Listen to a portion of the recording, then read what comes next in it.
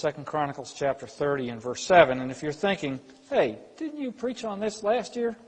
Well, you're partially right. This is going to be part 2 of a message that I preached last year. But let's start with 2 Chronicles chapter 30 and verse 7. Because I think it's interesting for Father's Day to have a verse like this. It says very simply, "And do not be like your fathers." Well, that's a crazy verse to preach on Father's Day, isn't it? Don't be like your fathers. We read in chapter 29, 1 through 10 there, and talked about how the fathers had made a bad decision.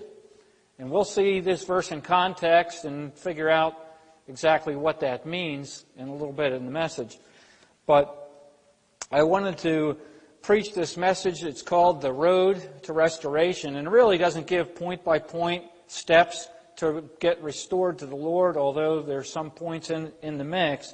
But what this talks about is something that happened thousands of years ago, a wonderful thing God did, where there was a Passover, and instead of Passover, and from what I understand, they didn't even have much of a Passover at all, but Hezekiah, coming in as a young king, 25 years old, says, we got to straighten things around.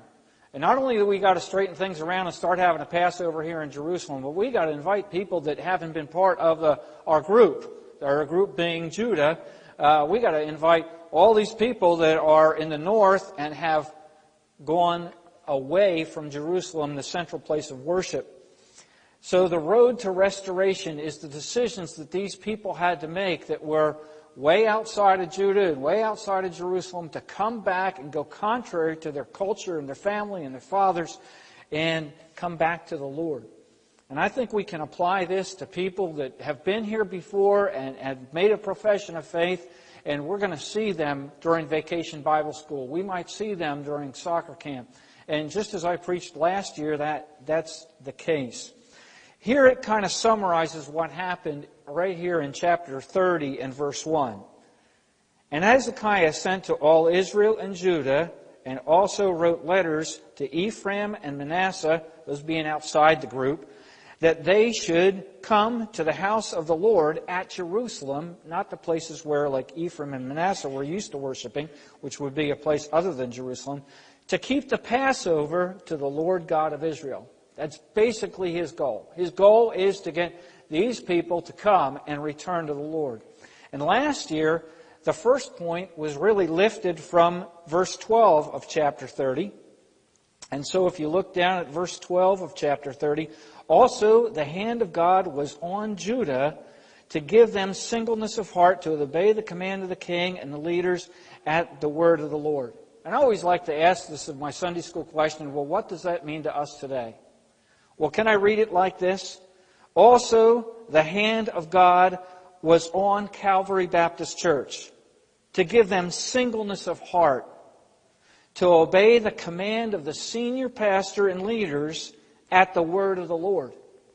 As we seek to honor God through the word of the Lord and do activities and things that seek to honor God, there's a singleness of heart here, I believe. And I believe that is the hand of God, and it sets the table for the road to restoration. So the hand of God was the first point of last year's message. And very briefly, there was 8 things that the table is set. Chapter 29 of 2 Chronicles. Physical renovation is one of them. Things in repair, having a plan for this building says we're serious about spiritual worship and is something that is part of the table setting to bring people on the road to restoration. Fearless proclamation of the truth. You think it was easy for 25-year-old Hezekiah to get up there and say, hey, your fathers did the wrong thing. We've been doing the wrong thing. We've got to start straighten this around and start to have Passover here at Jerusalem like the Bible tells us to. Focus on God's concerns. We have prayer meetings, and that forces us to focus on God's concerns. Frequent consecration was another issue. We come to the Lord's table every month, and we remind ourselves of the Lord Jesus Christ and what He has done for us. Fervent worship. There was a lot of music, and we have a lot of choruses and music, and we had the ladies sing this morning. There was free offering. People gave abundantly in this Passover that kind of let people give of their own. And the giving here is phenomenal. There is a phenomenal unity back then. People got behind the cause of inviting those that were outside the group of Judah. And just like in this church, there's outreach and a phenomenal unity, I believe, in this place of worship. I'm thankful for it. And a far-reaching outreach. Calvary's Kitchen, our missions program, all these are examples of far-reaching outreach. And these things set the table for the road to restoration, the hand of God. But here we go on from that, and there's going to be 3 points tonight, and we'll get to these points in a moment. But let's do this. 2 Chronicles chapter 30, verses 6, and I'll stop around verse 10, make a few comments, and we'll kind of go forward from there, and then we'll pray. Then the runners went throughout all Israel and Judah with the letters from the king and his leaders, and spoke according to the command of the king. Well, what was this? Children of Israel, return to the Lord God of Abraham and Isaac and Israel. Then He will return to the remnant of you who have escaped from the hand of the kings of Assyria. And do not be like your fathers and your brethren who trespassed against the Lord God of their fathers, so that He gave them up to desolation, as you see. Now do not be stiff-necked as your fathers, but yield yourselves to the Lord and enter His sanctuary, which He has sacrificed forever, and serve the Lord your God, that the fierceness of His wrath may turn away from you. For if I return to the Lord, your brethren and your children will be treated with compassion by those who led them captive, so that they may come back to the land. For the Lord your God is gracious and merciful, and He will not turn His face from you if you return to Him. So the runners passed from city to city throughout the country of Ephraim and Manasseh, as far as Zebulun. So it went really far. But what was the response? Well, they laughed at them, and mocked them. That's kind of sad.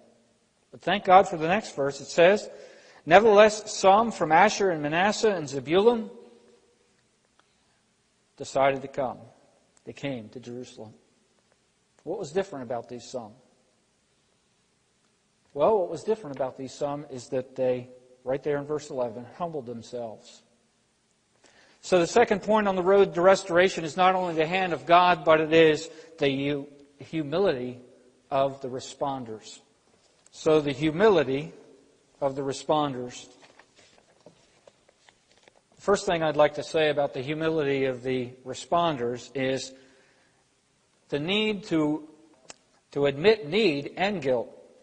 If you look in verse 6, it says, children of Israel, midway into the verse, return to the Lord God of Abraham. Well, how are you going to return to the Lord God?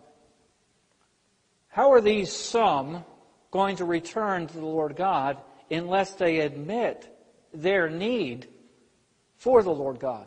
Well, why do I need God? Well, that's the flesh. The flesh says, why do I need God? But when they humbled themselves to the Lord, they realized that they needed God and that there was a need for God to return to them. It says, return to the Lord God, and then He will return to you. You see, so there's a need to admit need and avoid guilt.